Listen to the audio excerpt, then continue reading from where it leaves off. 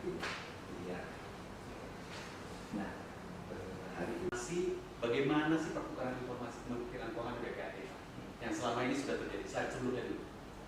Ketika ini ribut lalu ditemukanlah ternyata, dan saya sudah berhenti waktu ngomong ini sudah kemarin kan saya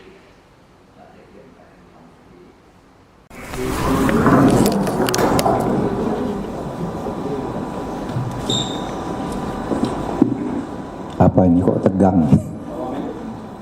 Hari Pak Wamen. Pak Irjen, Pak Sekjen, silakan Pak.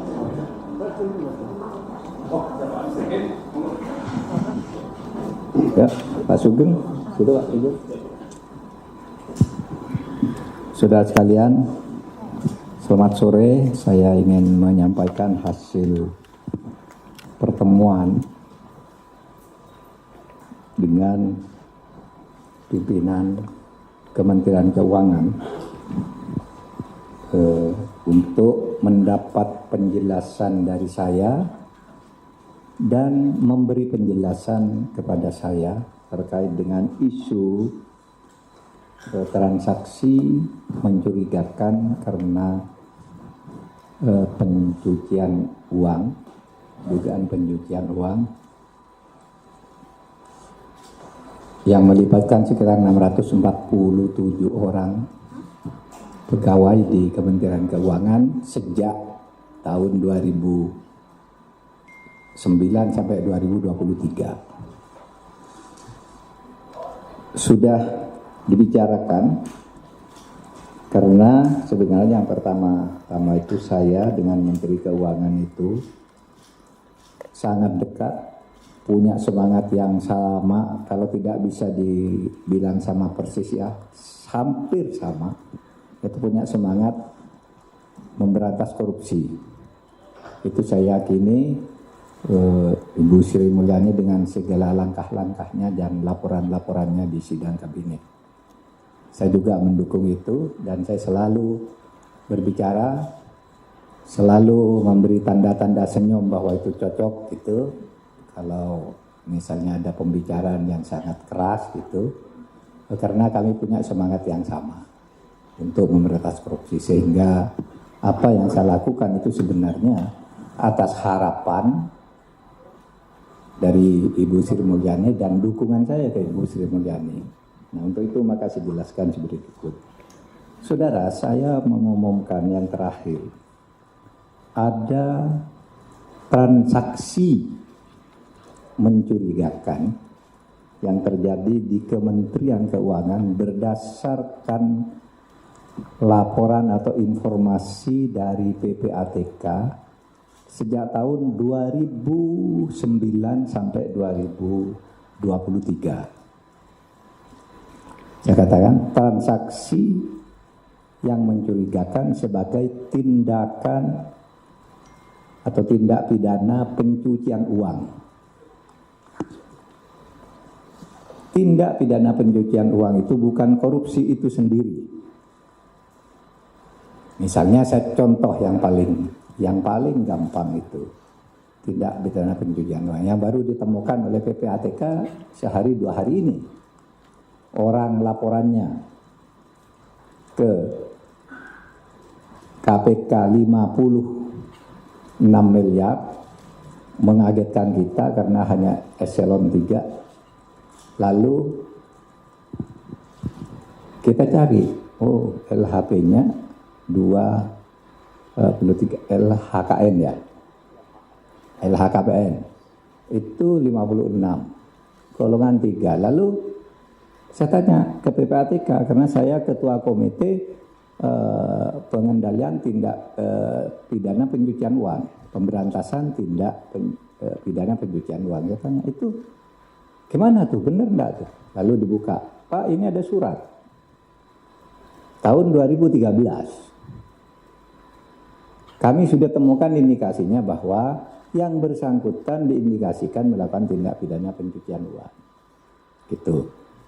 Nah, sudah itu diteliti lagi, besoknya ditemu ternyata 500 miliar. Nah saudara, yang mungkin korupsinya itu sendiri sedikit. Ya mungkin 10 miliar atau berapa gitu. Tetapi pencucian uangnya yang banyak. Kalau dia menerima uang misalnya korupsi 10 miliar karena gratifikasi, kan itu lalu kalau di dalam ilmu intelijen keuangan itu adalah di belakang dia anaknya punya rekening berapa, punya perusahaan berapa, uangnya dari mana, istrinya kekayaannya apa, kok sampai punya 6 perusahaan dan macam-macam gitu. Nah itu yang di dalam undang-undang kita supaya dikonstruksi dalam hukum tindak pidana pencucian uang. Sehingga kalau disimpulkan di Kementerian Keuangan itu memang benar ada masalah-masalah ini, tetapi tidak semuanya benar. Malah benarnya kalau dikaitkan dengan korupsi, itu yang dilakukan oleh Kementerian Keuangan itu sudah berhasil mengembalikan 7,08 triliun dari korupsi, dari kasus-kasus itu. Yang lain ada yang masih berjalan, ada yang sudah divonis oleh pengadilan, ada yang ya masih berproses, ada yang belum terlaporkan dan sebagainya. Nah itu yang diumumkan ke publik oleh Menko Polhukam, tetapi ingat Menko Polhukam tidak pernah menyebut nama orang dan angka untuk setiap rekening. Misalnya saya korupsi, lalu di belakang saya ada istri saya punya emas 2 ton, terus anak saya punya showroom, anak saya lagi yang satu. Nah, yang begitu itu yang diduga tindak pencucian uang karena korupsi saya itu tadi, yang beranak pinak gitu. Itu cara menghitung di intelijen keuangan. Itu juga yang saya lakukan ketika membongkar kasus Papua. Kalau dicari korupsi aslinya mana? Tidak ada, tapi kita tahu, bisa dicari itu di belakangnya. Nah itu ketemu, ambil gitu.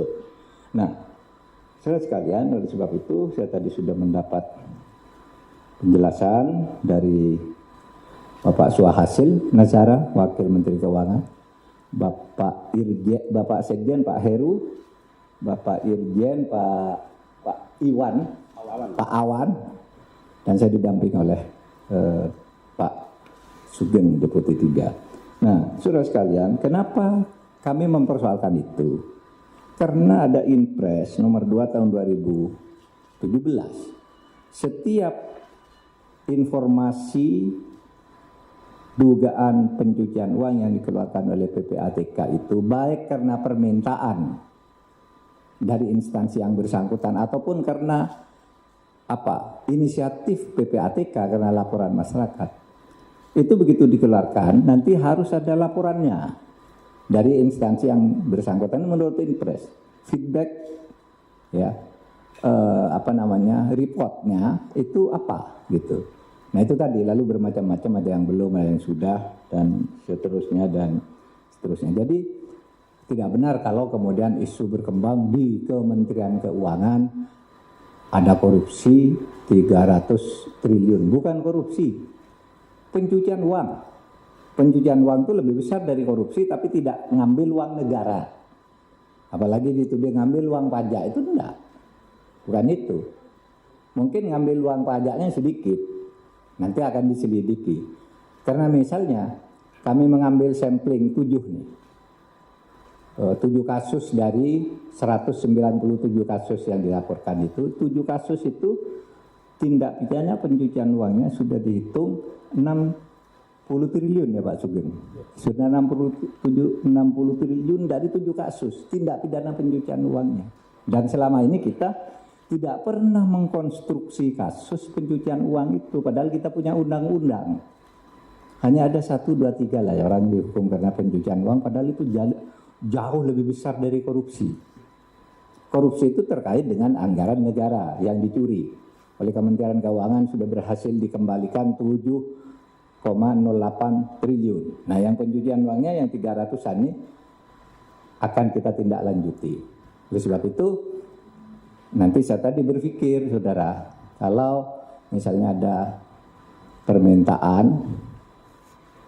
ke kementerian untuk diselidiki tindak pencucian uang, kan terus saya harus kasihkan ke aparat penegak hukum, KPK atau kejaksaan atau polisi.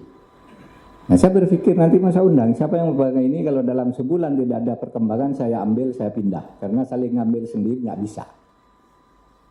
Gitu. Begitu masuk ke satu, lalu diolah sendiri, dinikmati sendiri, tidak jalan, tidak boleh pindah ke aparat lain.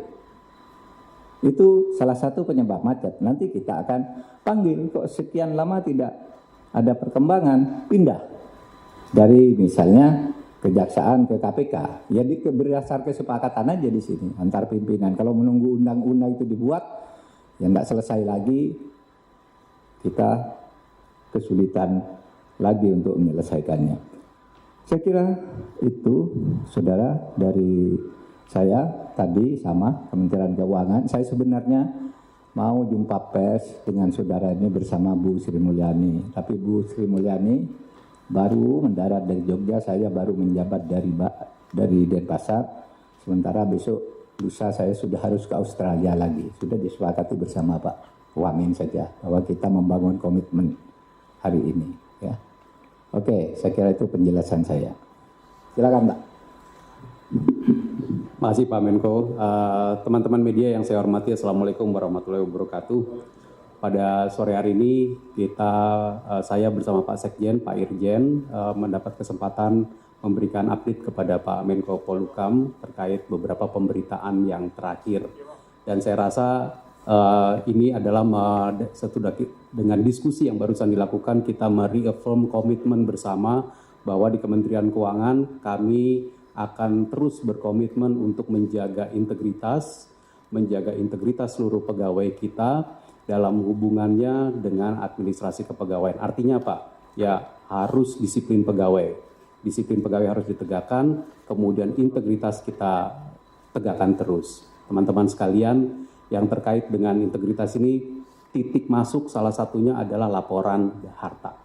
Laporan harta yang ingin saya sampaikan lagi bahwa seluruh pegawai Kementerian Keuangan wajib melaporkan hartanya di dalam sistem KPK maupun sistem internal Kementerian Keuangan. Ini jalan masuk kita. Sehingga ketika kemarin kita menemukan satu laporan-laporan kasus situasi yang berkembang, itu yang pertama kita telusuri dan kemudian kita buka satu persatu.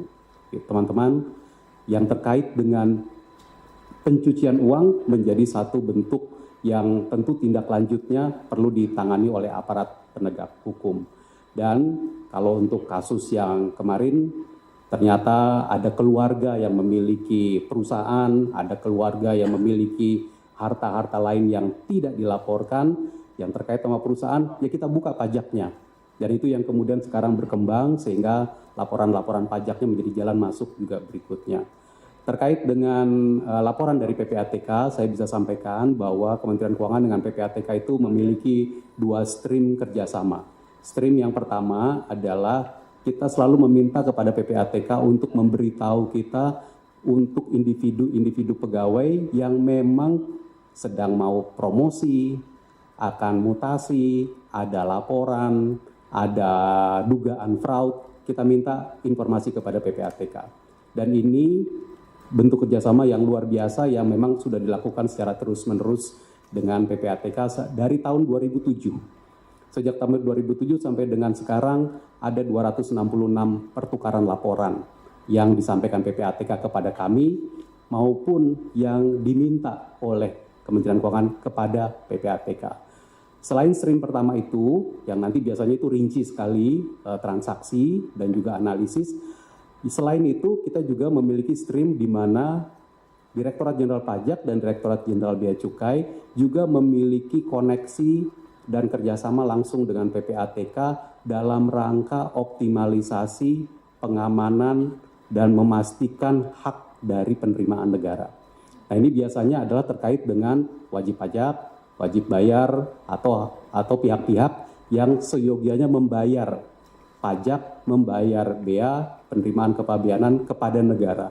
Dan ini tadi yang disampaikan oleh Pak Menko, dari data yang kita miliki sekarang, Kementerian Keuangan melalui kerjasama ini telah dapat merecover, meminta kembali pembayaran sebesar 7,08 triliun rupiah.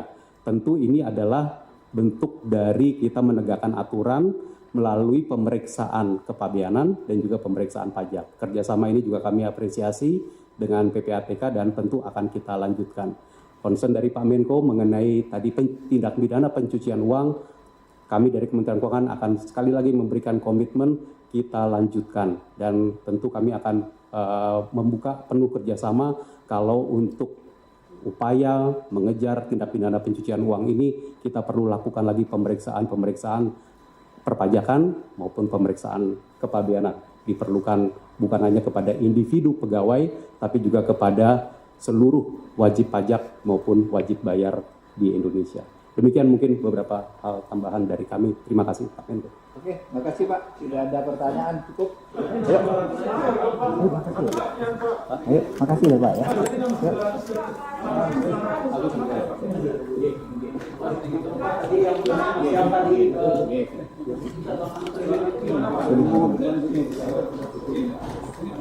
Ayo.